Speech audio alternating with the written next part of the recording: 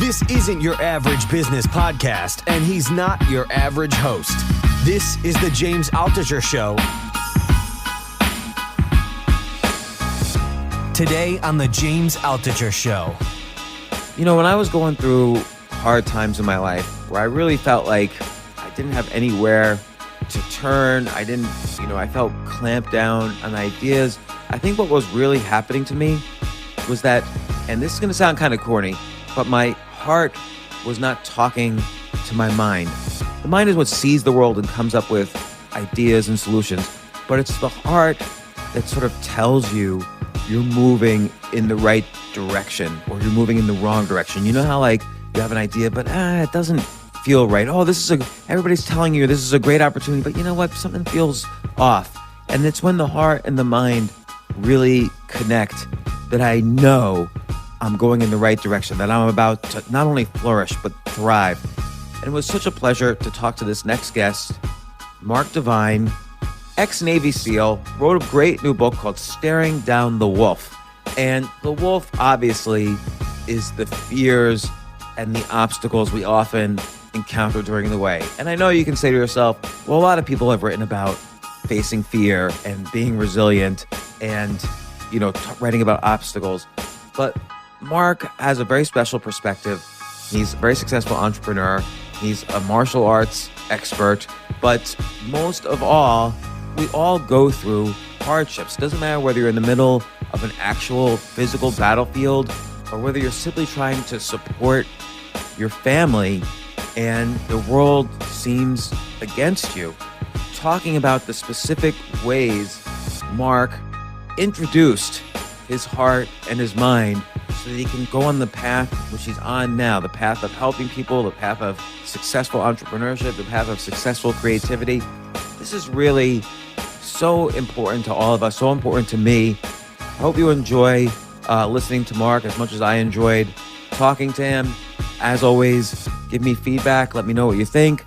Also, text me questions that I will answer on this podcast at 203-590-8607. And now, here's Mark Divine.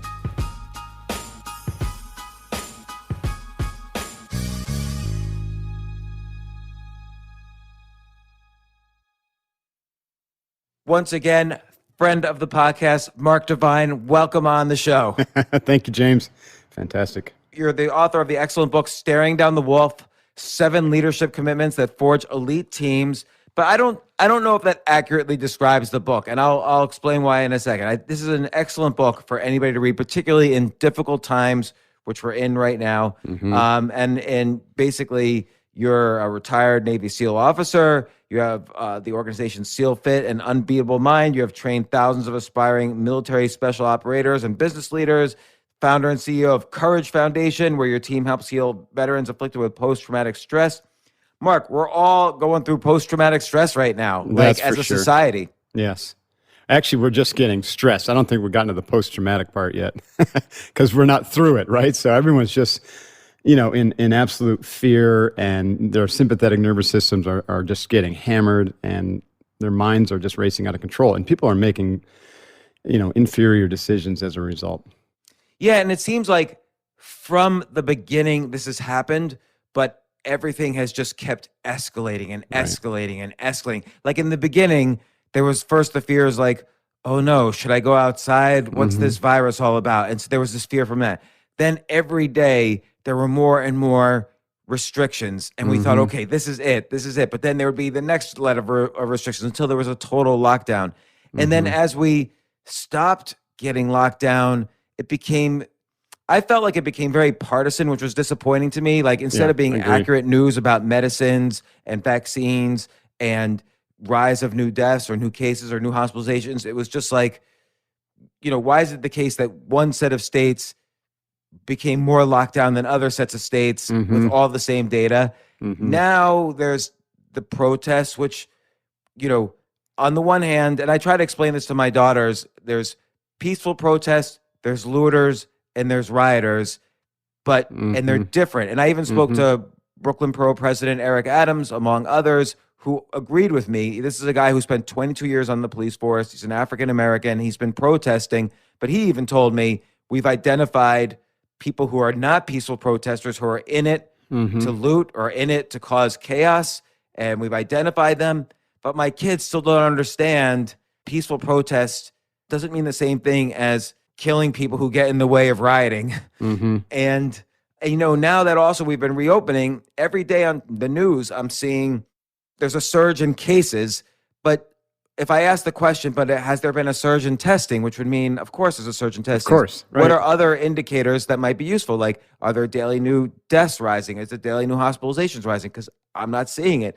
Nobody answers. They just think they just say, you must be some pro-Trump, alt-right Nazi. Conspiracy theorist, right? Right. And you're not even allowed to speak anymore, which is, I felt like even 6 months ago, you were allowed to say things, but you're not even allowed to ask the questions. Right. But if you don't ask the questions, then they say silence is violence. Right. I know. It's a double bind, isn't it? Like you can't speak out. Like everyone was like, hey, Mark, are you going to do have a podcast guest around, Black Lives Matter and this whole thing and that's going on? And I was like, I'm not sure I feel safe doing that.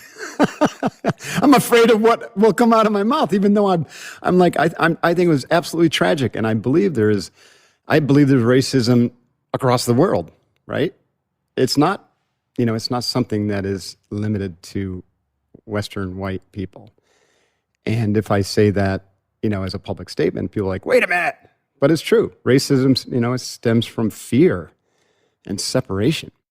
And that's 85% of the world is operating out of a vibrational level of fear and separation. So of course you're going to have that. And the systemic attempts to deal with it have been constructed from that same paradigm. And so it's actually going to make it worse. It's like force on force.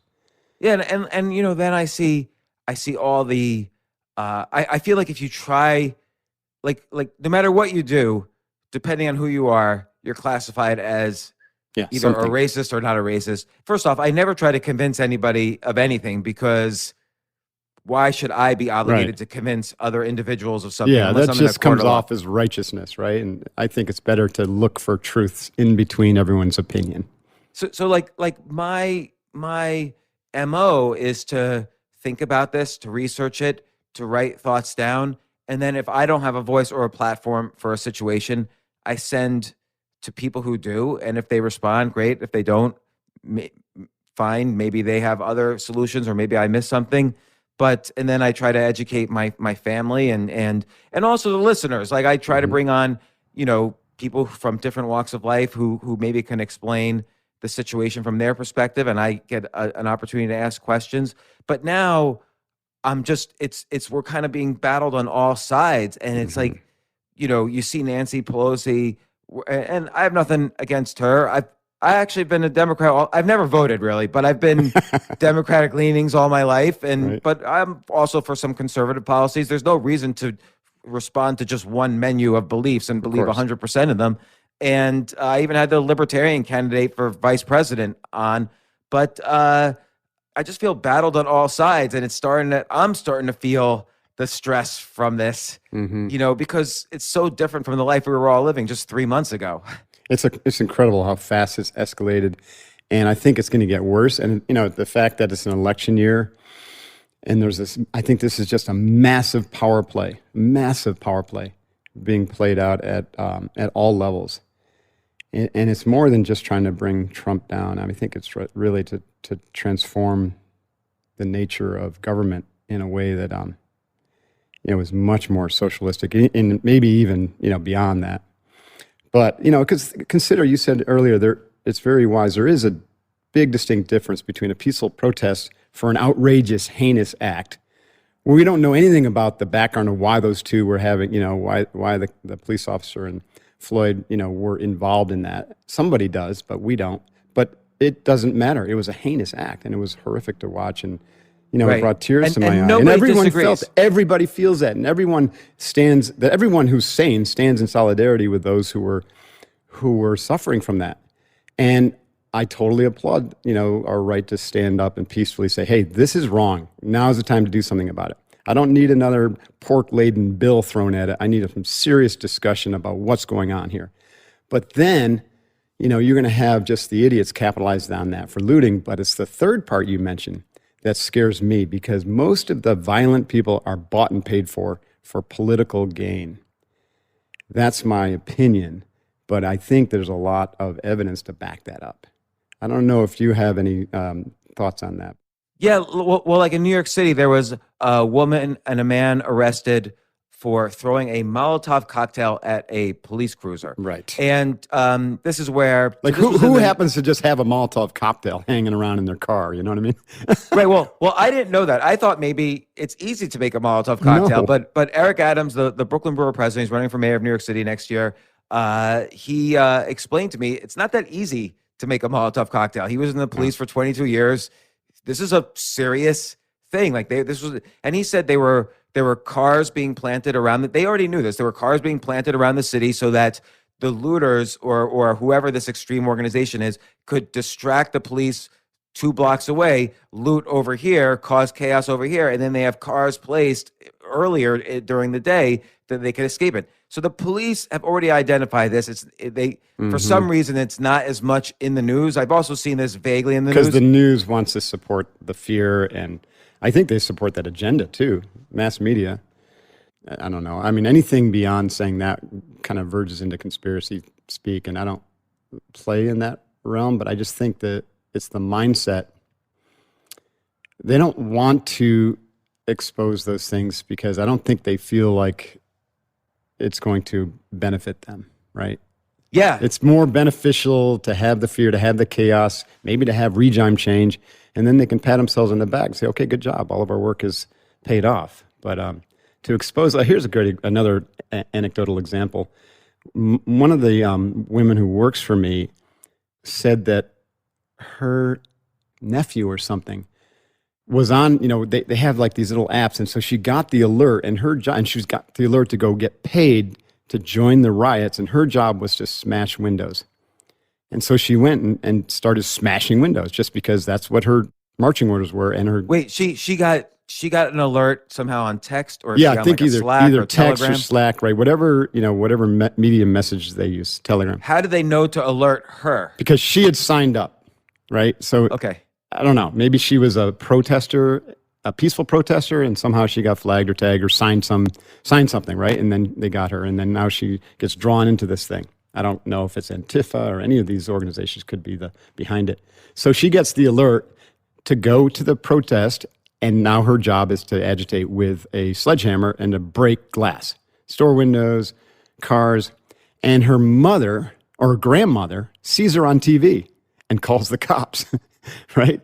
And so now she gets rolled up. I don't know what her fate was after that, but her grandmother dimed her out. And that's how my coworker found out about it. And I was like, well, that's the first time I've had direct experiential evidence of this idea that these agitators, violent protesters, are bought and paid for political gain. And they've got it all mapped out, right? They've got it all mapped out. In fact, one more piece. There's an organization that was hired for influence operations in Afghanistan by the U.S. government. And these guys would do similar things, like to stage riots or protests, all to influence public opinion. And that same company, it's a private company, was hired in 2016 by one of the two major parties. I don't want to say which one. Right. Yeah, of course. And, and then I do feel there's a group in the middle that is just angry, and they're looting because, during protests, there's often looting, and particularly it's time to get some free stuff.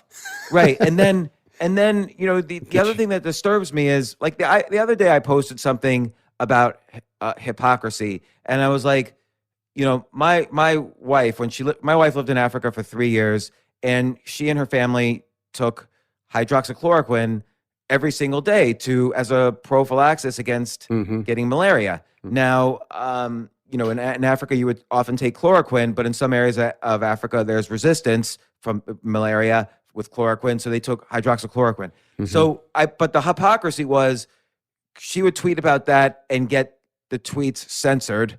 But meanwhile, there's all these snuff videos on social media of the St. Louis cop, 77-year-old David Dornan, an African-American who responded to, there was looting at a pawn shop, and you see this 6-minute video. I have to admit, I watched the video. You see this 6-minute video of him breathing out his last breaths. This guy is just screaming, all I wanted was some TVs, man. I'm sorry. Like, all I wanted was some TVs.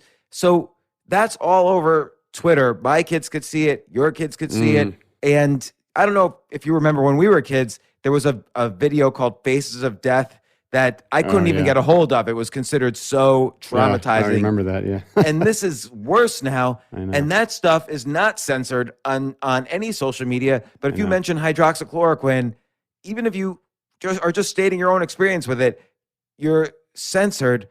The censorship has gone off the charts. I mean, we just literally ripped up the Constitution in the last few months, it seems like. Yeah, and at the same time, though, I mean, a private company is allowed to censor, although Twitter is sort of, in that gray area where it's so public, it's hard to say what's censorship and I mean, what's freedom of speech and what isn't. But still, even by their standards, if they say one thing violates their terms of standards and another thing doesn't, it seems like snuff videos don't violate their terms of standards. But mentioning a legit medicine that's been around for 60 years is in the UN's list of top 12 important medicines.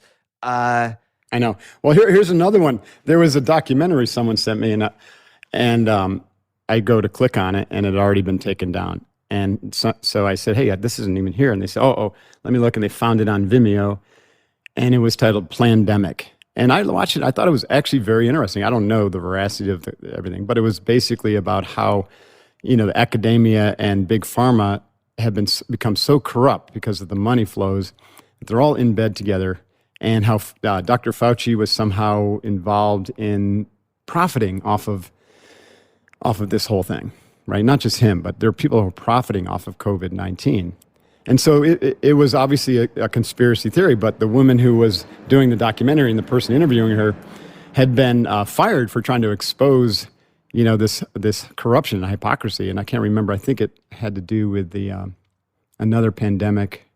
I'd have to go back and watch it. At any rate, my point was, it was a documentary. Any other time in history, everyone would have been like, hey, that's interesting. Maybe I'll pick up a valuable piece of information and then leave it at that. But now it's being censored. So why? Like, why? I'll take their point of view. Let's just say everything in that documentary was wrong, was a lie, was staged. Let's say the women being interviewed or the women describing it were criminals or had other serious issues in their record. Okay, but still, the Michael Jackson documentary will air on HBO, and there will be people who say the same thing about those people or not. The people are on both sides. That's what discussion and discourse is about. Like, I haven't watched Plandemic because I looked into the background of the person. I figured, okay, I just don't even want to get involved. It'll either make me angry in one way or the other, and I don't want to do it. Yeah. But still, discourse is the way ideas are born. Like, when everybody's locked down and not allowed to gather with their friends, like you're not allowed to get together with people.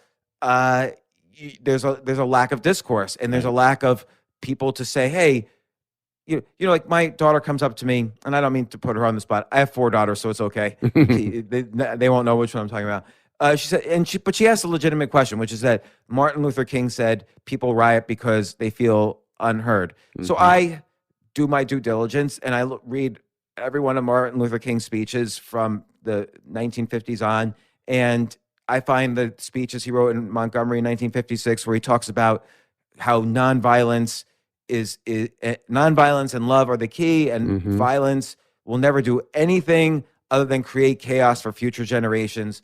And he's talking about an outcome if you just in a totalitarian state, if you just keep, if you never, ever listen to anybody, he's not condoning rioting. He's just saying, hey, this is why we're doing a peaceful protest, is to avoid, rioting, so that hopefully people could listen to us now.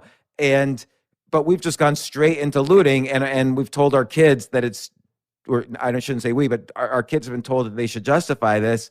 But anyway, my point is, with all of this, I've been getting more stressed. Originally, I tried to create a sense of calm, a sense of hope. I would look at the coronavirus data and try to explain it to people so they wouldn't take the extremes of the media. But now it's just like so much anger, and I understand the anger, but it's so much that it's making, the leaders of the country dress in, kente cloths. They don't understand the history of those cloths either, by the way. My wife lived in Ghana, and she knew right away. She said, those are the cloths that were worn by the people selling the slaves in the 1700s. Like, it's not a pro-African American garb that these people are wearing. But anyway, how do I deal with my stress? Hey, that was the longest question I think I've ever gotten in my life. That was awesome. I'm sorry about that. It was like a 15-minute question. 15-minute question. I'll tell you what, I can tell you how I deal with it. First off, well, I'm fortunate because I rarely delve into, like public events on, in my work at podcasting or whatever. This is one of the few times because it's important. So I don't watch news. I do not have a TV in my house. I'm the same way, by the way. Do not watch I don't watch news. I don't read news. But during this time, for the first time since 2010, I have started reading news. Yeah. I try to scan headlines. I think I told you this when I interviewed you, and I play kind of opposite day with the headlines. So I scan the headline and say, what's the exact opposite? And the truth is somewhere in between. So that kind of relieves a little bit of stress. And then, my daily practice begins every morning with my box breathing, which is an arousal control and a de-stressing practice. Which you describe in the book, by the way. It's you describe it. I have it bookmarked, but it's very similar to like yogic pranayama breathing. And but the way it's done, it's a measured breath. So it's going to get your heart rate into a coherence. It's going to get your brain waves down into that calmer kind of high alpha, low beta range, and it brings your breathing rate down to 4 to 5 breaths per minute. If you practice this every day, and it doesn't take too long, let's say 90 days of practice, longer for some people if they've had really dysfunctional breathing patterns, which, by the way, most people have or do. But it gets that becomes the new normal. So here's what happens, James. If you're going through your day and you're breathing through your nostrils, you're activating the diaphragm, you're taking a full diaphragmatic breath, 5 count in, a hold for a few moments, 5 count out, hold for a few moments. You're going to be doing 5 to 6 breaths per minute, which is optimal for your health, both mentally and physiologically. And you're constantly massaging the vagus nerve, which is triggering the parasympathetic nervous system, which is rest or digest. Every time you read that news feed, you're triggering sympathetic nervous system, bam, you're going into fight or flight. Then you take a nice few deep breaths, you trigger parasympathetic, you come right back. And so you end up going through your day with a much more measured, balanced, calm body-mind state. And anytime you feel like the sympathetic is getting the best of you, what I do is just pause and do it more as a practice, like a spot drill. So I'll just stop what I'm doing. I'll take 5 or 10 deep breaths, and each breath I'll breathe in light and I'll breathe out fear, or I'll breathe in courage and I'll breathe out fear, something like that. And I'll just clear my mind. So it's kind of like a breath mindfulness practice, and it's just super calming. And then you realize anytime you do this, you can change your perspective. You step out of the fear and look beyond that. And that's what, when I look beyond that, what I see is, oh, yeah, this is, there's a few perspectives you could take. One is this is a spiritual battle that's been going on since the beginning of man, right? And I don't have to engage in that at the material level. That's a beautiful perspective to have. Be on the side of right and light instead of the fear and the death. Then I can also look at it from the perspective of, humanity is stuck in ego and fear, negative energies, and they have been that way since the beginning of time. But we're in a transition right now. We're in a transition. One of my favorite philosophers, authors, was Dr. David Hawkins. He passed away in 2014, I think. He was knighted by the Queen of England for his work, by the way. And through kinesiologic muscle testing, he learned that the human body can discern degrees of truth. The lowest level of truth, the weakest that the human being is shame. The highest level of truth is universal love. And he scaled it, 0 to 1,000. And individuals like Jesus and the Buddha, the great avatars and spiritual leaders tested, at or near 1,000. and the individual who's been shamed and on the verge of death, and or the people who are throwing Molotov cocktails, they test anywhere from 20 to 100. Any energy below 200 is negative, and 200 is a demarcation line. So the collective consciousness, this is his research, the collective consciousness of America shifted from 197 to 207 back in 1989. He doesn't posit why this happened, but it was a sea change shift from abject, totally negative, fear-based, and of course you see all the the history, vast history of violence across the world, for thousands of years, and suddenly we shifted to positive, because anything above 200 we're getting into courage and integrity, and then it gets into acceptance and forgiveness, and then love. Could it be related to the Cold War ending? It could be that, or that could have been a response to that. It could have, who knows, right? It's a collective consciousness. The evolution of the human being, from Homo sapien to what's next, is an evolution of consciousness, and consciousness evolves. Like, it's not hierarchical, but toward more truth. And you can even insert the word love for truth, toward more acceptance, toward more inclusion. But still, we've got a long way to go. And so the whole world is transitioning, because all the institutions that were built, that we're living with today, were built out of the energy of fear, out of the energy of ego. So, the fear-based states are all egoic, and you start to transition into more ethnocentrism, and then where we're going to fast is a world-centric care and concern for all of humanity.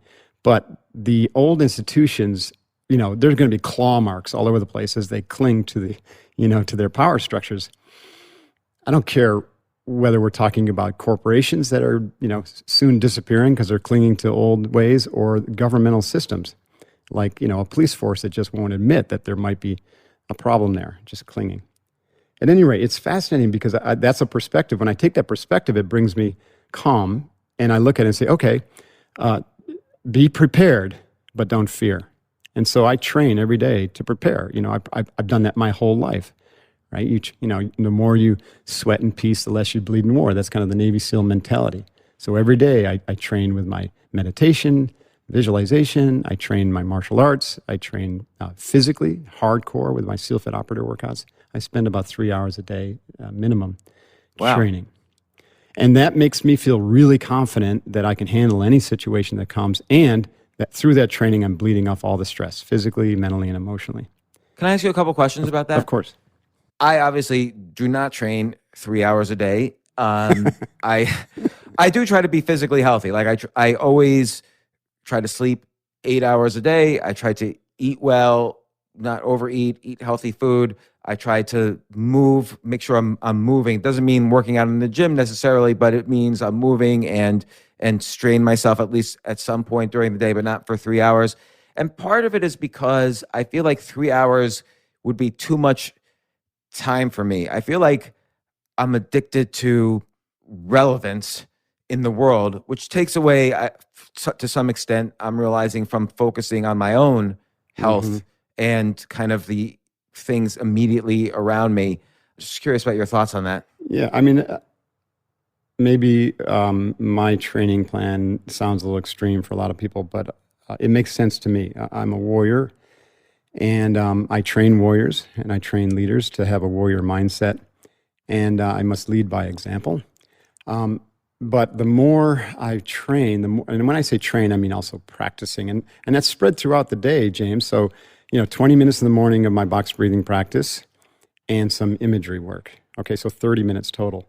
There's 30 of those 3 hours. Then I come in and do my SEALFIT operator workout, which is a minimum hour and a half of training. And I'm doing strength work. I'm doing high intensity interval training. I'm doing, the myofascial release. I'm keeping my body, I'm 56 years old, but I got the physical What stamina. the hell? You're 56 years old? Yeah, I got the physical strength of a 22-year-old Navy SEAL. And it's just because I train every day. And the human body is way, way more competent and capable than people ever give it credit for. And I have a lot of examples of advanced yogis in martial arts who are in their 70s, 80s, 90s, who pretty much look exactly the way I do because they train every day. So what I was going to say, James, is my training has led me to the profound insight that, in my opinion, a human being's whole purpose is to evolve himself, not just, thinking differently, but evolving himself energetically, physically, mentally, emotionally, intuitionally, and spiritually, integrated in those 5 domains, so that we can serve in a unique way, aligned with our spiritual calling, or the reason that we're on this planet. Now, those sound a lot like they line up with Eastern principles of yoga and Buddhism. It's because they do, but it's also been my own insight. In fact, I organized my Unbeatable Mind training around those 2 principles, self-mastery and service. And the more training I do, the more I recognize that all the decisions I make are profoundly better when I train that way, right? Those 3 hours a day, profoundly better. And I make fewer decisions, and I ask way better questions. And I end up doing way less, but I do it way better, right? And so there's times where, even with the 3 hours of training, where I'm sitting around going, boy, what do I do now? And I'll pick up a book and read it because I narrow it down to like my 1 most important target or 2 most important targets I'm going to do every day. I laser focus on them. And then, I don't let the details, clutter up my life. It's taken me a long time to get here, but I'm looking forward to where I can train for 8 hours a day. Yeah. Let me ask you this. Do you think you'll ever reach that point? Like, in the sense that, and I'm being very kind of open here, but I sort of feel like if I were to say to myself, boy, I wish I could just read and play chess and work out and walk around 8 hours a day, but then will I not work on as many creative activities that will get out into the world? Will people forget about me? Will I not have as many podcasts to release? Like, will then, and this is irrational. I know it's irrational intellectually, but then will my wife and kids respect me less? Like, is it possible to really make that switch from 1 hour or 3 hours a day to 8 hours a day of doing what really fulfills you without thinking of the outside world at all? We'll see. But what I will say is that eventually it's like think of the yin and the yang symbol, right? One side is yin, that's the receptive, and I consider that the field of potential. The field of potential lies inside of us. The other side is the yang, and that's the field of performance. That's getting things done. That's all the stuff you just talked about. Doing podcasts, being in service to your tribe, all that. The yin and the yang, when you start this work, so you could look at the yin side, the mastery is all about developing the inner domain so that I'm thinking more clearly, I'm more aware, I'm more evolved, and eventually enlightened. And the yang side is my service, getting things done, but getting things done that are the right things to do, and making sure I'm focusing on the right targets every day to really drive forward on my major initiative. So I'm not just firing like in the movies, automatic machine gun spraying across the wall, but I'm actually more like a Navy SEAL sniper, being extremely target focused. Over time, again, this is more like the Zen master coming out in me. Over time, you end up living right in the line between the yin and the yang, so that even while I'm training, I'm actually working also, because that's where my best thinking comes from. And in between, let's say the breathing and then, coming to the office to do the opwad, I'm doing some correspondence, and I'm making sure I'm preparing, for the deep work that's to come. And then, while I'm training, with my training partner, there might be some conversation, about something that's important, around our social media strategy or, some of my video content or something like that. So it all ends up kind of like weaving together into one spontaneous, really, really flow state period of time where sometimes you're, walking on the beach, and sometimes you're, you're recording a podcast, and they become almost seamless. And ideally, your family is joining in on this. Otherwise, that part, could get tricky. But although I guess, also with family, they could each have their own practices, that could be different. Right. And like one person could walk on the beach, the other person could be practicing tap dancing. Who knows? That's right. Yeah. Yeah. I love how in each chapter of the book you have these questions. So, you kind of describe, like you say, the 7 leadership commitments, and then you have the skills that need to be developed, like box breathing, visualization. You talk about how you commit to challenge, commit to growth. But I love just the exercises too at the end of each chapter, because it makes me think. And some of these challenges or questions that you ask yourself at the end of each chapter are questions that I think I like to live my life by. So for instance, in exercise 5, you talk about challenge, variety, and mentors. The first question, and this is such an important question for me that I ask myself this every day: how do you challenge yourself in uncomfortable ways? And what I'm asking is, for people who are listening to this, they have their normal routine, and now that routine's been disrupted. So I'll ask in the context of, they're very unhappy that their routine's been disrupted. They're very unhappy with the onslaught of media that they're receiving. That's very uncomfortable and maybe not a good challenge. But what are ways people can challenge themselves in uncomfortable ways right now?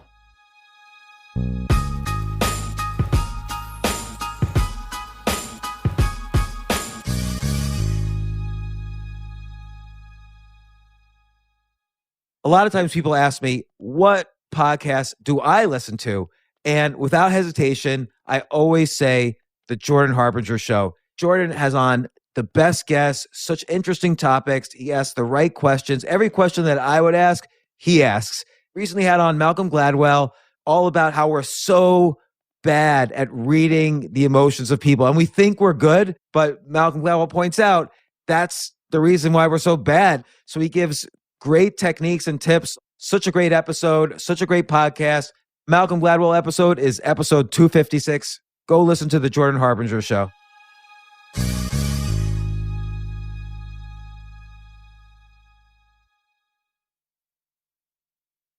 What are ways people can challenge themselves in uncomfortable ways right now? Yeah, first of all, you don't grow without challenge, right? And challenge that is comfortable isn't challenge. So getting uncomfortable until you're comfortable with that discomfort equals growth. That's the path between when you're comfortable with a new level of discomfort equals growth. And what does growth mean? It means you have a new level of awareness around dealing with that discomfort, right? So you become inoculated to the stress that the former discomfort caused. And you also gain new perspectives on how to navigate that particular challenge, which then has a crossover effect for how you might navigate other challenges. And oh, by the way, James, humanity, life is about throwing challenges at us so that we can grow. And if we shirk from the challenges, then guess what? We get smacked down, and then it's going to come at us again in another form. That's just human nature. So I like to think that we can organize or construct or curate challenges that allow us to go to the challenge so that we can close the gap there between the discomfort and what's now comfortable. And then we get to learn and grow on our own terms. So the smackdown isn't as painful. It won't even come if I learn the lesson on my own terms. This principle is extraordinary. You know, in our organization, we do, and this back to your original actual question, we do physical challenges that, you know, are like really uncommon. Like one of my events that I run through SEALFIT is 50 hours of nonstop physical, mental, emotional team training. 5-0, no sleep. And that's modeled after the Navy SEALs Hell Week. You know, when I went through Hell Week in, 1990, it was 7 days of training, nonstop. Cold, wet, sandy, miserable, just rubbed raw in all the wrong places and places you didn't even know you had places. And half the class quit. And you know what?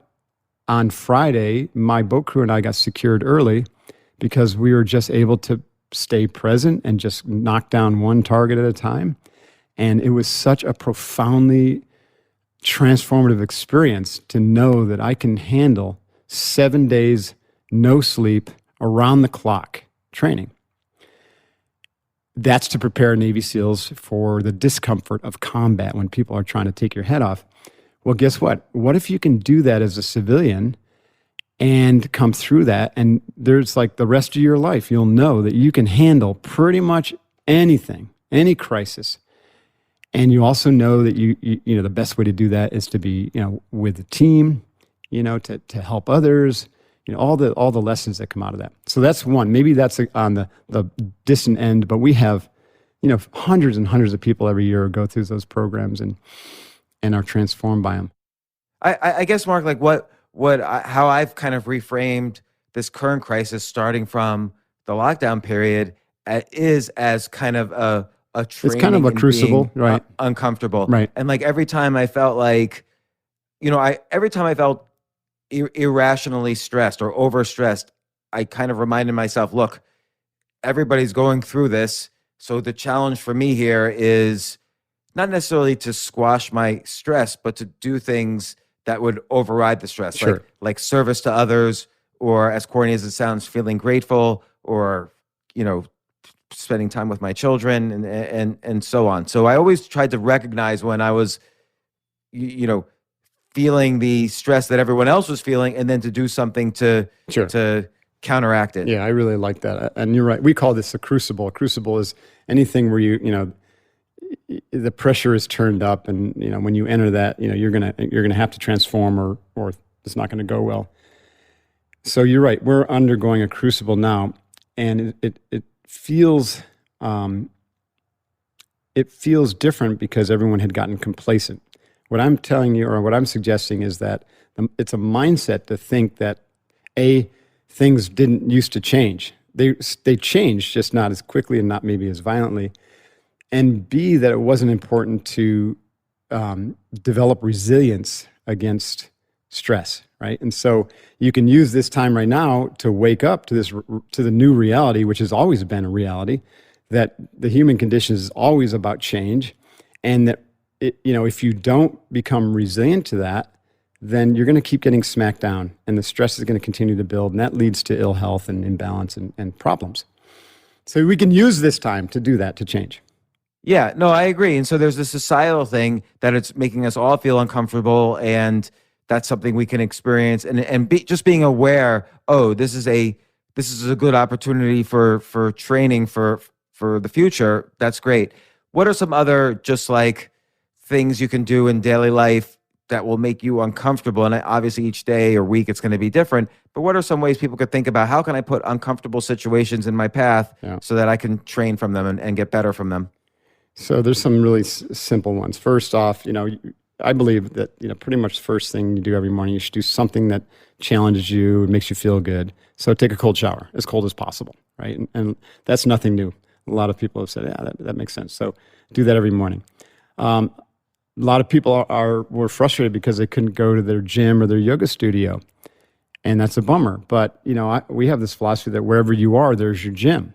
So learn how to use your body and start implementing body weight training, or buy a kettlebell. And a lot of people did this. Like kettlebells and dumbbells got stripped really quickly, and people refitted their home gyms, and that's a beautiful thing, because I think a gymnasium or yoga studio is kind of a crutch, and you get into a habituated pattern. So break those patterns and learn how to do yoga. You learn how to do, high intensity interval training on your own, and do it at home, or buy a whatever they are, one of those Peloton bikes.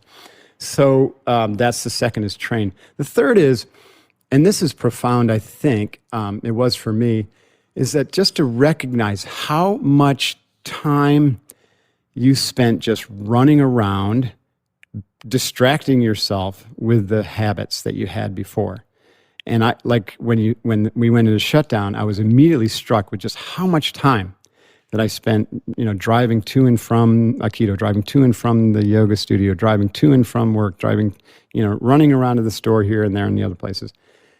And now you don't have to do that. So with that time, are you just filling it back up, right, with other useless stuff? Or can you take that time and do something that's going to make you uncomfortable educationally or academically or learning, right? So picking up that new skill. And I think a lot of people have done that as well. So I'm preaching to the choir probably to some listeners. It's like, use that time strategically to develop new skills, because, you know, the world is obviously changing fast, and you've talked about this endlessly on your podcast. Like, what skills can you accrue that are going to be make you more relevant for the future? and that's uncomfortable. And then the other piece is related to that is, with all that distraction, what were you avoiding with your most trusted relationships? What conversations were you avoiding? And how were you causing those conversations to be, kind of surface level, transactional, or you're just ignoring, you were ignorant of some of the tensions that had bubbled, beneath the surface. So we have taken time, both in my family and at work, to really work on our communication and to be more authentic, more transparent, check our egos, and to have those, you could call them crucial conversations, although I believe that's a trademark for a program, and it's a great program. I've been to it. I will steal it. Yeah, it's a great, have those crucial conversations that, that we avoid. And with that, there's growth, because, we tend to avoid those hard emotional conversations. I talk a lot about that in the book. In fact, the book is like, as you probably noticed, James, it's like two-part. One part is all these glorious stories of some amazing special ops leaders exemplifying these 7 leadership commitments. And the other... Oh, I thought it was an autobiography. And the other part was my screw-ups. Like, how did I fall on my sword, and have to learn the hard way, particularly in business ventures? I make the claim that leading a team in the civilian world is much, much harder than leading an elite special ops team. And I had to learn that the hard way. I mean, I don't know what it's like to deal with a special ops team, but I know for myself, I've been an entrepreneur on and off since 1995, maybe even a little before then, but it's not a pleasant thing. It's not a pleasant thing to, it's hard work because, and I was talking about this yesterday, which is having a job. I always kind of trash having a regular corporate job at a multi-billion-dollar corporation, but it's actually not so bad. Like, you have one boss, you work from 9 to 5, you don't really work 8 hours, you work about 2 or 3 hours, and you leave your work in the office most of the time. But when you're an entrepreneur, or even doing a side hustle, or even, trying to master your life, you can't leave your work in the office. Your employees are your bosses. Your investors are your bosses. Your partners are your bosses. Your customers are your bosses. So it's not like you have one boss when you're an entrepreneur. Or people think, oh, I have no boss when I have an entrepreneur. It's the opposite. Everyone is your boss when you're an entrepreneur. That's right. You're the bottom of the totem pole when you're an entrepreneur. That's right. Yeah. You're not the hierarchical leader anymore. You're at the bottom. And so you kind of point to a whole nother way that you can really challenge yourself and be uncomfortable during lockdown or during this period, is to start that side hustle and develop the emotional awareness and character to be an entrepreneur. So I think entrepreneurship, one way I look at that is it's like a growth engine to start a business, and to recruit a team, and to, share passion and a vision with them, and to show up every day authentically, admitting you don't have all the answers, recognizing that you're not perfect. So you have to let go of that righteousness. And in order to be effective as an entrepreneurial leader, you have to trust your team. And that takes courage to get out of the way. And courage, trust, and respect are the first of the 7 leadership commitments. That foundation, if you have a team that courageously approaches risk, and is able to be, have crucial conversations, and is humble and transparent, that develops really, really deep level of trust. And from trust, we get more integrity. Now we're getting up into really, using David Hawkins' scale, we're getting up in some higher positive energy states. And now the team is clicking at a positive level. You don't have negative nillies dragging the team down, which stops growth and gets the team stuck. Most teams are mediocre because they allow negativity to flourish at some level, and it runs rampant. But when you build a team on courage and trust, then it leads to great respect. From there, a team can move mountains. Define courage. My feeling about courage is that it's action that comes from the heart. And because of that, sometimes it's very uncomfortable. Then your head is saying no, right? But your brain is fear-based. It's wired for fear, and it's wired for negativity. It's 5 times as likely to be negative as positive. Your heart is wired for love. Cor actually means heart, the C-O-R. It's a French word that means heart. So courage is action that stems or flows or is informed by the heart. And oftentimes it's painful. Oftentimes it requires bold action. But it's not physical, right? Like I'm not talking about physical courage when I talk about courage, right? A lot of times physical courage is brashness. Like what you see with, the Antifa or the violent protesters. It takes zero courage at all to run at a cop car and throw in a Molotov cocktail. That is not courage, right? That is just fear-based, like frothiness. And that's dangerous, right? Courage is where it comes from the heart. And then you merge, another word I love that kind of is synonymous is kokoro. And we use that term for that 50-hour event I talked about. Kokoro is a Japanese kind of martial term that means to merge your heart and your mind into your actions. And that's courage. It's very interesting you say that, because a lot of times people ask me, how do I find a passion? And, side by side with that question is, just because I have a passion, they seem to think there's a disconnect between what they can monetize and how they can make a living to support their family and what their passions are.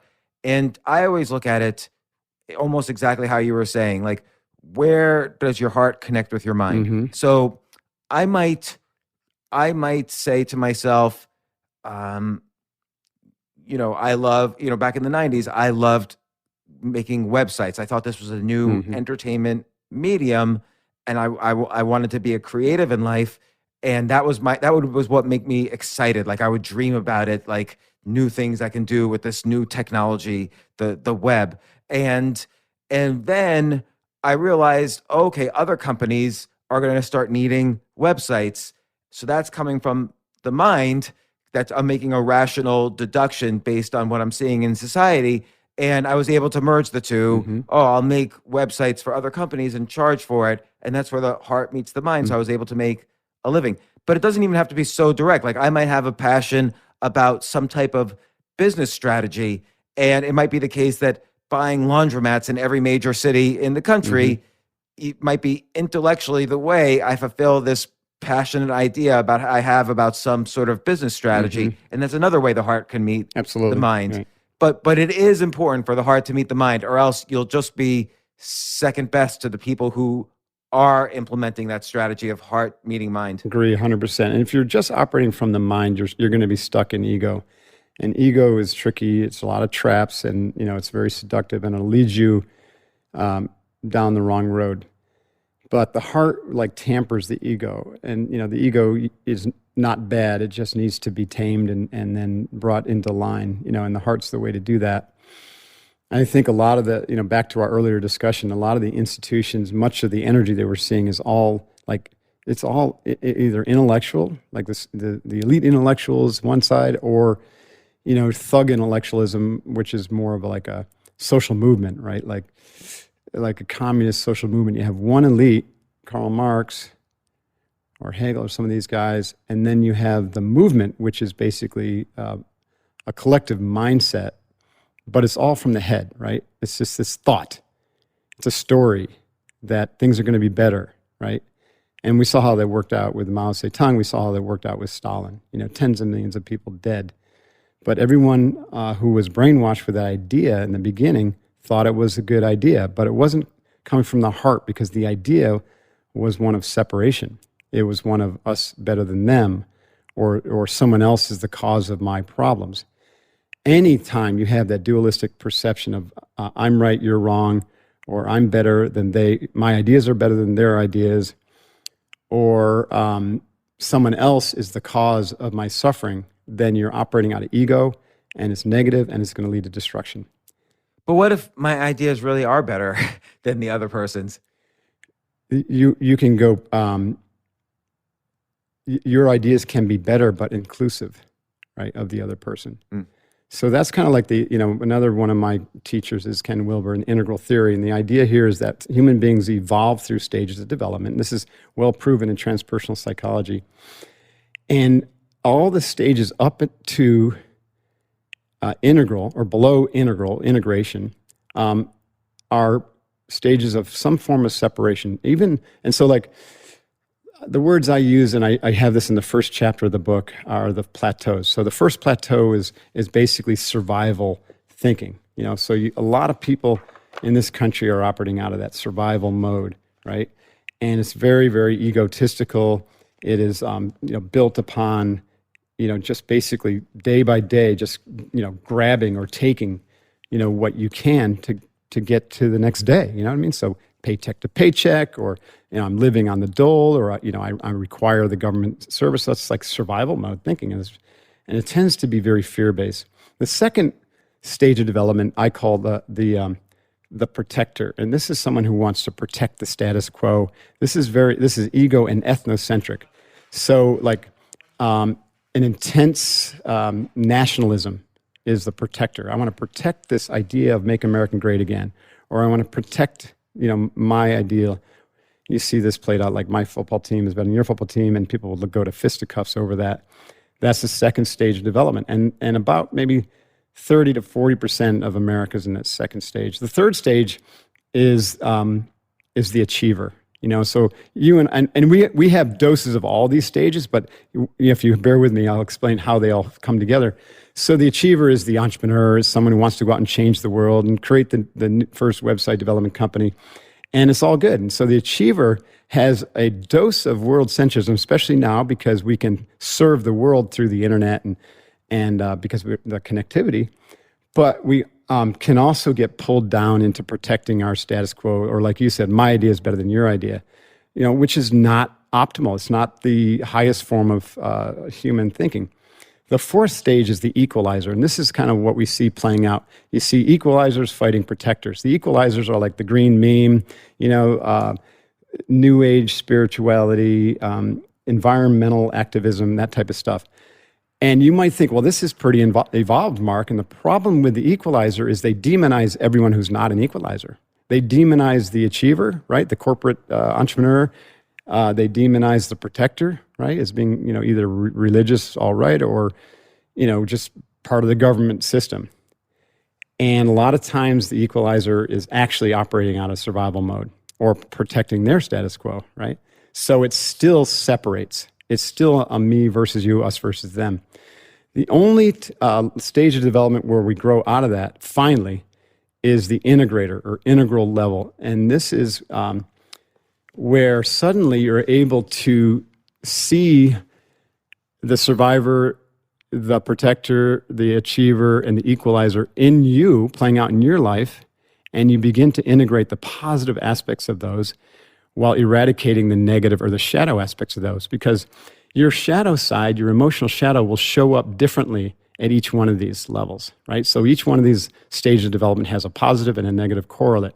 So you begin to work on eradicating the negative while enhancing the positive, and then you begin to integrate wholly. So from this perspective, here's where this is so important. The leader, I call this a world-centric leader. The world-centric leader now can suddenly take the perspective of the first plateau survivor, or the second plateau protector, or the third plateau achiever, or the fourth plateau equalizer, and not demonize them, not judge them, not be righteous about it, but find a solution that is more integrative or more whole, that is inclusive.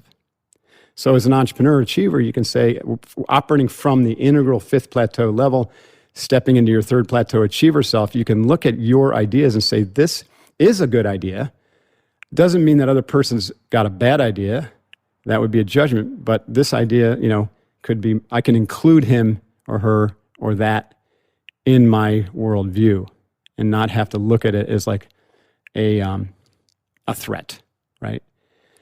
Or even something that you need to deal with, right? You just let that energy go.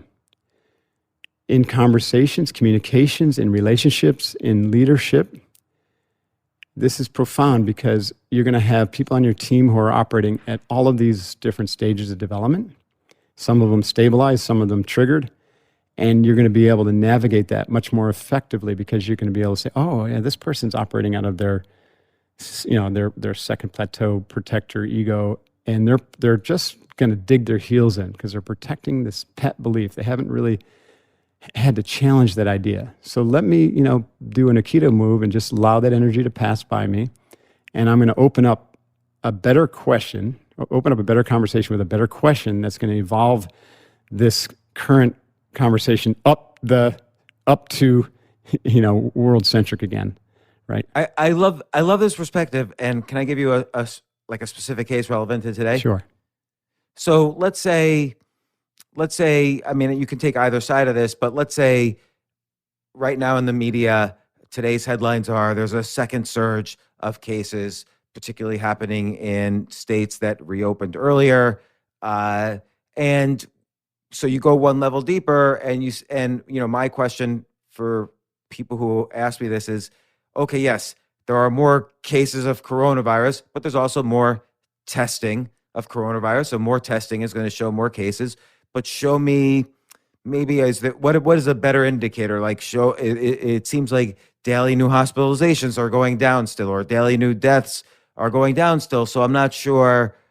It seems like actually if there's not a second surge, it seems like things are going well, but they'll still argue and sometimes even get like violent about it. Now, normally I just ignore, but let's say it's someone working for you or working closer to you or a friend you admire or you want to have admire you. How would you approach this? Because this does seem to be a divide in the nation. Mm-hmm. Is there a second surge happening? Isn't there? Here's what one people have data to show this, but my point is that data is meaningless. Like, how do I become an integrator here? This is it's such a great question. This is not easy work, but it's worth it. I'll start with kind of Gandhi's quote: "Be the change you want to see in the world." So I'm not suggesting that awareness of this at this level of being an integrated, world-centric leader that you are, I believe firmly, that you're going to go out and change these people. You're not necessarily going to change them, James, as much as you want to. You can't change anybody until they're ready to change. What you can do is appreciate their perspective, allow them to have the perspective, but don't engage with them from the level where they are, because that's just going to lead to, fire on fire, right? So don't let this individual suck you down to their protector, second plateau. You remain grounded in the integrator world-centric, which has great care and concern for all human beings. And so from that perspective, you love this person. And you say to them, I really value your viewpoint, and I don't agree with it, but I really value it. And, if you're open to or interested in learning some other perspectives, then here's some resources for you. And then you disengage. That's how I would handle that, because otherwise it's force on force, and I'm not, I'm just perpetuating the same cycle of, I guess, even violence in communication sense. That's really important. So like in this case, it might be something like, okay, looking at it second level, maybe you're legitimately afraid of more of a surge in coronavirus. So you're attaching to data that suggests I need to stay in a little bit longer. I need to keep my family protected. So I respect that. The other thing is maybe it's partisan, which on the one hand sounds evil, but maybe they are legitimately afraid for whatever reason of one side or the other coming into power. Whoever is president hardly ever really affects our daily lives, but they're afraid for one reason or the other. So acknowledging that, and then just simply maybe presenting data and saying, I could be wrong. This is the data I'm seeing. Would love to see data that integrates these ideas to have a solution. I don't know. Yeah, I mean, wouldn't it be neat to say, hey, we all have a different, let's say your team, right? Your core team, and people are starting to bicker about this, or that everyone is confused as you, is to, to have a little Zoom meeting and say, hey, this is what's happening in the world, and it's really, really interesting. And I thought it'd be fun to have a conversation looking at all sides. Like, let's look at the data. One of my friends is a Navy SEAL doctor. There's a great combination for you. He's an MD, former Navy SEAL. And he was doing like a little podcast video with a friend, and they were going through the WHO website. This is, I think you and I might have even talked about this, but I think it's worth repeating. And they're like, hey, look at this. So here is the SARS virus. Year before SARS, look at the flu. Look how many people died from the flu. And now during the years that the SARS virus came out, there's almost no flu deaths, but SARS is up here. Why is that? And then they looked and like, here's MERS, Middle East Respiratory Syndrome. The year before MERS, look at all these flu deaths. The year MERS came, look, very, very few flu deaths. Does that mean fewer people died from the flu? Absolutely not. Those people died from the flu, but they got categorized as MERS. Same thing's happening with COVID, right? When you look back 2 to 3 years from now, you're going to see that flu deaths last year were really high. Flu deaths in 2020 were really low because they all got wrapped up into COVID.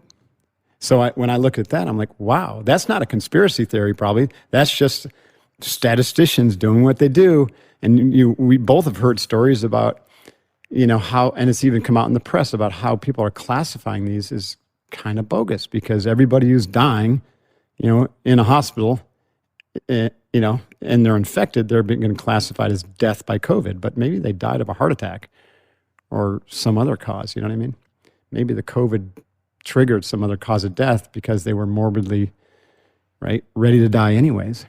So the whole thing, having conversations like that without getting drawn into the negative energy or the positionality of I'm right, you're wrong, or this is a conspiracy, because I agree with you.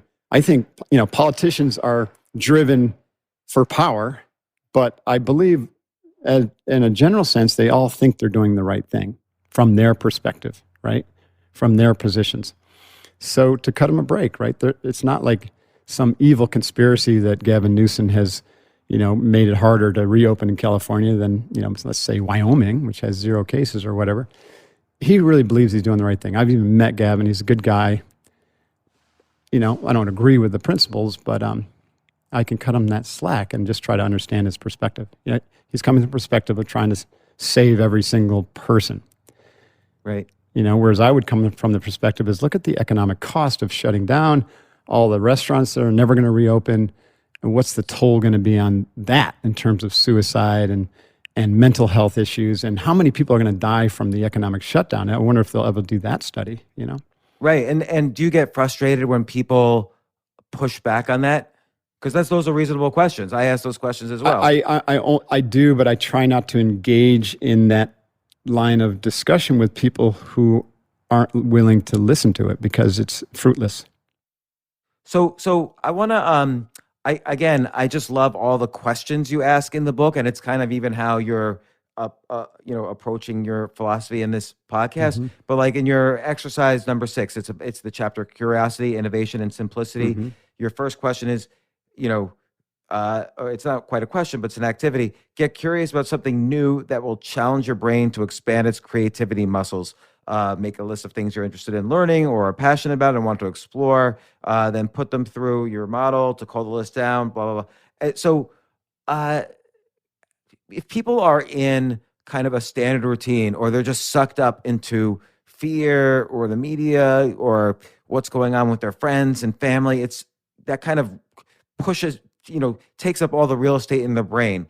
And how can someone, is there kind of almost a pre-exercise to say, hey, I'm going to take a step back and they might not even know what they're curious about. Like they might not even know how to think about that. Mm-hmm. Like how can someone figure out what they're curious about? How can they be curious about curiosity? I love that. That's a great question. In fact, that would be the question I would start with. How can I be curious about curiosity? How can I get more curious? I love your, I'm a journaler like you are, and I love the fact that you've got this practice of thinking of 10 new ideas a day. That's powerful. That is a curiosity or creativity engine or tool. For me, the practice of mindfulness is extraordinary, right? It leads to more creativity, and then that will lead to answering that question, right? So that you're right, and it's insightful for you to think that there's a preparatory practice. So let me describe mindfulness as the way I understand it.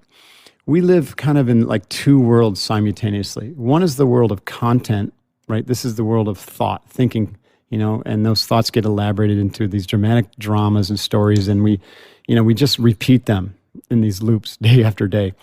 Most of humanity is merged with their thoughts. They identify with thoughts as them, right? Even your sense of self, like who is James Altucher, is just a bundle of thoughts. It really isn't real from the perspective of the second aspect of you that's happening simultaneously, and that's the world of context. And the world of context is, at the broadest level, is your pure awareness. Like, awareness that is aware that you're alive, awareness that is aware that you're thinking. And in our training, we call this your witness, right? So mindfulness is to sit and just begin to observe your thoughts until you begin to separate. A space opens up between the thought and the observation of the thought, or the witnessing of the thought. And suddenly you recognize these two aspects of reality. And you begin to then identify more with context or witnessing than with the thought. What this does from a neuroplastic standpoint to your brain is it begins to stimulate and open up the right hemisphere. Because the right hemisphere is not a thinker, right? The right hemisphere doesn't do your thinking. What it does is feed patterns into the left hemisphere. It feeds, subconscious. It picks up information from your biome, your little belly brain, and your heart mind. And so your right brain is where you get the information from your whole mind. And then it'll feed this to the left hemisphere, which will then construct a rational, linear, time-based thought, which usually has a future or present orientation to it, whereas right hemisphere is all present, right here, right now. What you see is what you get. So this practice of mindfulness, and there are other practices that will help with this, begins to open up and activate the right hemisphere of your brain and allow information to flow more freely across the corpus callosum, so that you're using, the whole brain simultaneously. The right hemisphere is associated with creativity. So if you want to get curious, begin to think from the right hemisphere of your brain. And what you'll see through mindfulness practice is the patterns that arise in your left hemisphere thinking.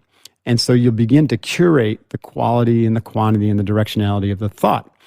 So that's one way. So now you're reducing the number of thoughts you have, and you're improving the quality of the thoughts you have by asking better questions and directing your attention at what you need to do and what you want to do for longer and longer periods of time. That's through concentration power.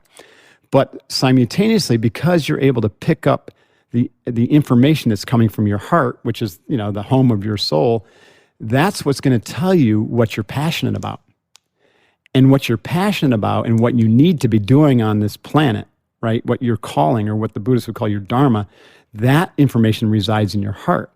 And so mindfulness practice will allow you to hear or sense or pick up imagery of things that you're passionate about and what you need to be doing.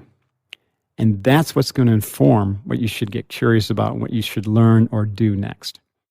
Like, what are you curious about right now in today's day and age, about whether it's about your business or your family or the world or your career? Well, that's a great question. I'm getting really curious about really going much deeper now in my education around neuroscience and a lot of these things that we've just been talking about, and consciousness and meditation, and how a human being can evolve to his or her highest and best self, right? And so I'm strongly considering going back to get my doctorate in this kind of area, right? And to do to take my thinking and learning to the next level. I'm very much of like you, James, a learner, and there's no there, right? There's no end to the learning. And some of that learning is, through just deep introspection and meditation. And some of it is combining a deep intellectual pursuit, like academic pursuit, or just, I read, like you, just a massive number of books. And I want to go deep on a topic so that I can really move the conversation forward, for our culture in a more positive direction. So I'm passionate about that and moving that direction fast. I'm also moving the direction of simplicity. I'm not like a wealthy man by any stretch of imagination. I served as a Navy SEAL for 20 years and pretty much gave up that path. But the last 5 years has brought me, 5 homes and this and that and 2 businesses. And so I'm like, oh yeah. And the ego says, that's all good, right? And my spirit says, watch out, right? Because there's attachment there. And simplicity is the way to go. And I know that you agree with that because you literally were homeless for a while, and how liberating and freeing that is. And so I think one of the basic human soul drives is toward simplicity and freedom. So I'm exploring that. Like, how can I move toward more simplicity in my business? Even like, I was talking the other day with a friend. I'm strongly considering, in fact, I will, it's just about the matter of time, giving up my CEO roles in all my organizations because, I'm just not passionate about that structural stuff anymore, and it limits my freedom. I'd be happy to give up all my real estate, I'd be happy to walk away from all that stuff. But, I'm not going to do anything reckless. I'm just saying that there's this drive now to really explore simplicity. And, part of me would just love to hop in a Sprinter van and, just cruise around and do my podcast from there. But let's say you did that. Like, let's say you sold all your real estate, and the benefits of that is that you don't have to put any mental energy into maintaining this real estate, right. and that's on a monthly basis, that's on a physical basis, a financial basis. So you have this cash in the bank, which is always nice to sleep with cash in the bank, knowing you can survive. And then going or Bitcoin. Yeah, exactly, or Bitcoin. And then you're not tied to the dollar. And and then you get the RV and you travel around and do the podcast. Have you considered actually doing that? It's a thought starting to trickle around in the back of my mind. So the answer is yes, but I haven't taken any action on it. And it might be that then by closing those doors and decluttering and simplifying, just literally leads you to the next big thing, right? Which is going to be way bigger. It's going to transcend but include everything I've done up to my life, but I can't get to there from the system that I've created, right? It's just like Einstein said, you can't solve a problem from the perspective or the system that created the problem. So sometimes you got to legitimately break down your own structure in order to, open up the opportunities for the transcendence and the inclusion to occur, for the next level of James Altucher or Mark Divine to emerge. I honestly think that's what's happening in our society. All this fighting and, calls for defunding the police. And, we should, one of my favorite movements is the Convention of States, which, if all 50 states sign on to hold a Convention of States, they can hold a constitutional convention and change the Constitution. And, if I were king for a day to change the Constitution, that would be really cool because I would do things differently, right? Well, what would you change? Well, I love the underlying structure of the Constitution. It rates very high on a level of consciousness. It's more like I would bring back some fundamental principles and have an agreed upon shared vision for this country, because we've lost that, right? The founding fathers had a shared vision for what America looked like, and they baked that in the Constitution. We've walked away from that long ago. So the country has no vision. It has no strategic plan. And so I would require us to have a shared vision, a common vision for our future that, is like 100, 200, 300, 500,000 years out, as best as you can, of course. And then I would implement a council of elders, right, where we have wise elders who somehow are proven to be world-centric, heart-centric, have everyone's care and concern, in their minds. And these wise elders would provide input to the elected officials. And then third, I would require that anyone who runs for government pass a character test. Like, they've got to be of a sound mind, sound body, sound character. They've got to represent the health of the optimal health of the body politic, the citizenry, and they've got to align with the shared vision of the country. It's almost like bringing some basic entrepreneurial ideas, but these ideas just weren't readily available to the founding fathers. They didn't see the need for them right away because they thought they just had it. Maybe they were the wise elders and their vision, but over the years they've kind of gotten lost. So we have to build that into the document. Man, I'd love to have a whole podcast just about that, because Would that I've been be thinking interesting? about that quite a bit lately. Towards the end of the book, you talk about radical focus, and I sort of want to close with that because I think it's an important concept. But describe what you mean by it, because focus is a tricky issue.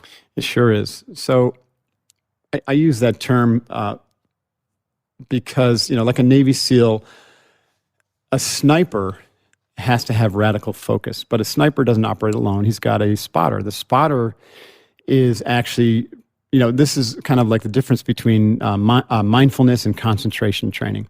So the sniper is practicing concentration. He's looking at just one thing, the target, and waiting for the opportune moment to pull the trigger. Whereas the spotter is actually practicing mindfulness. He's focused on the context of everything else, the wind speed, the wind direction, movement around the area, any danger. And so the sniper has radical focus, but if you look at the spotter as the other part of his brain, his right side of his brain, is also intimately aware of what's going on around. So what I mean by radical focus, let me break this down to like practical. We've developed the skills of deep concentration and built upon a process for knowing what the right thing is, the right target, your most important target is to get done. And you radically focus on that with laser precision, and you develop the concentration power to stay focused on that until it's done. And then you move on to the next thing. And if it's a major project that requires multiple steps, you break it down into the smallest achievable step that you can take and complete today, and then you focus on that until you get it done. Now, I know most people will have 2 or 3 of these, but oftentimes when you really, if you're thoughtful about it and you ask the right questions, there's really only one critical, most important target every day, that if you get that done, you will be demonstrably moving the dial toward success in your mission in life. So what's something that like yesterday, what was the one thing you focused on to get done to move yourself forward? Well, this is a podcast week. So yesterday was a podcast, right? Just one. Mm-hmm. Just one. Now, normally I'll do 2 or 3. I've got 2 today. So my most important target today is also podcast, but I've got 2 of them.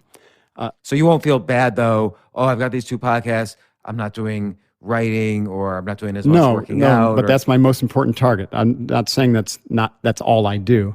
But if I wanted to train, I don't regret. Like if I just did the 2 podcasts, I trained for the rest of the day, I'm good, I'm done, right? Because that was my most important target.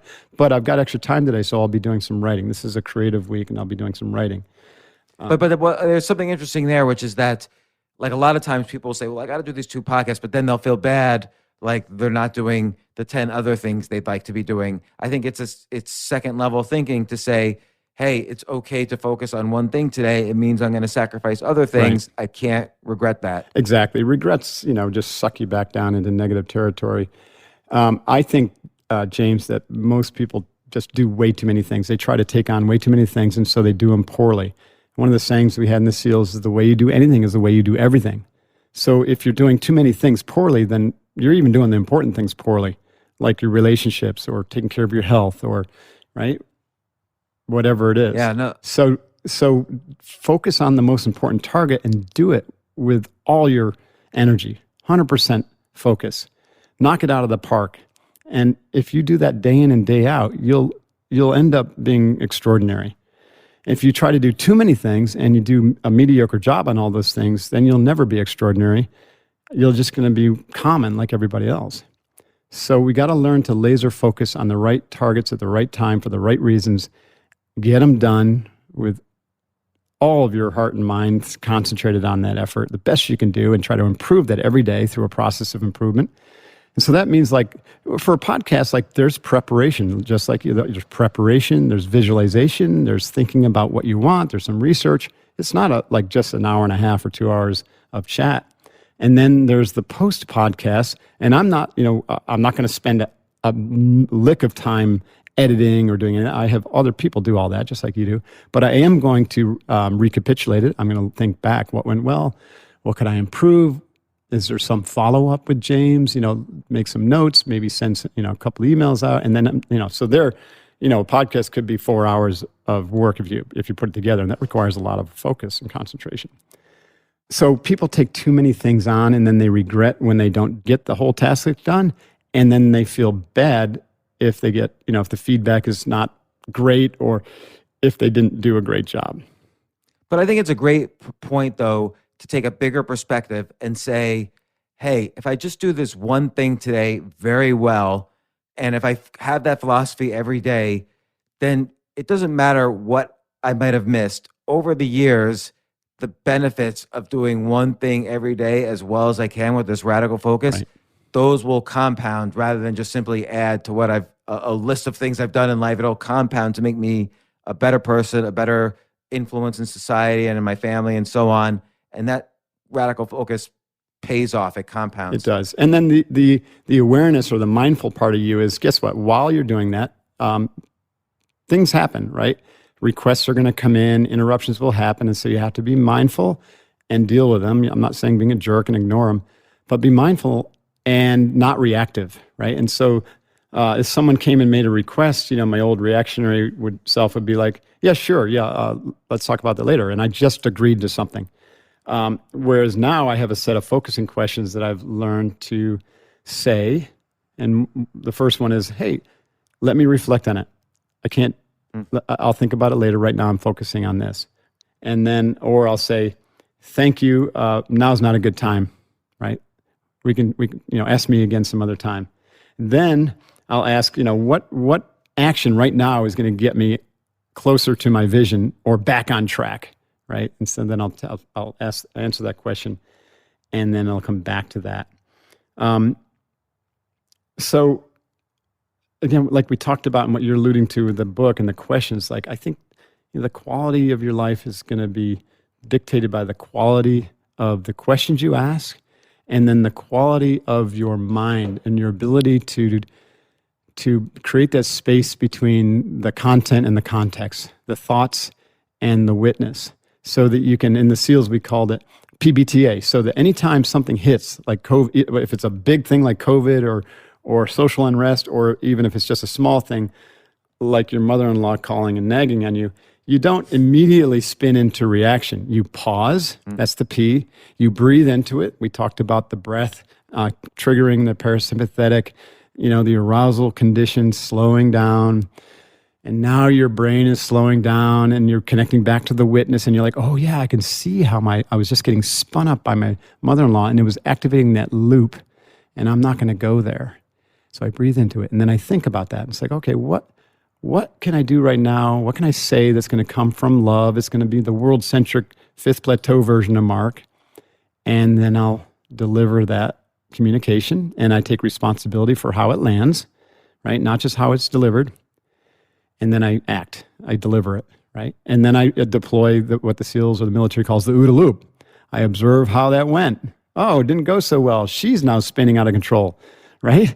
So I observe and I reorient myself to that, which means I, kind of move my position mentally. I think it through. I take another breath. And I think about what's, the appropriate response now, and make a decision on that. That's the D in the OODA loop. And then I act.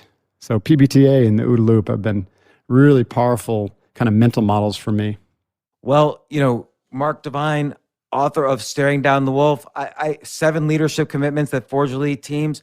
I feel this one book is, you could really do like a month-long seminar just exploring all the points of this book, and it'll make people a better person. So I've read the book twice now. Thanks. It's really great. I really resonate with a lot of the principles, but I learned a lot as well, and it was great to read about your story. Definitely come on the podcast again. There's lots of stuff to talk about. Where should people find you, in life? In life? Well, I'm at my training center in Carlsbad, California. Come on by. No, I know you can't do that. MarkDivine.com, that's spelled DIVINE.com, is my personal website. What a great name, by the way. Is that your real last name? That is my real last name, I know. It's pretty awesome. It's like if you're in a bar and you're like, yeah, hey, my name's Jackie. And then you're like, well, I'm Mark Divine. Like, that's got to be a clencher right there. Right. Mic drop, boom. Yeah, so markdivine.com. Unbeatable Mind is the training, unbeatablemmind.com. So the kind of like all this training I've been talking about is part of our training regimen for evolving leaders and teams. And if that hardcore, special ops, military, physical training sounds interesting, that's SEALFIT.com. And of course, I'm at Twitter at RealMarkDevine, or not Twitter, but Instagram. I don't tweet. I think my team might send some tweets out now and again, but I've seen how dangerous that is.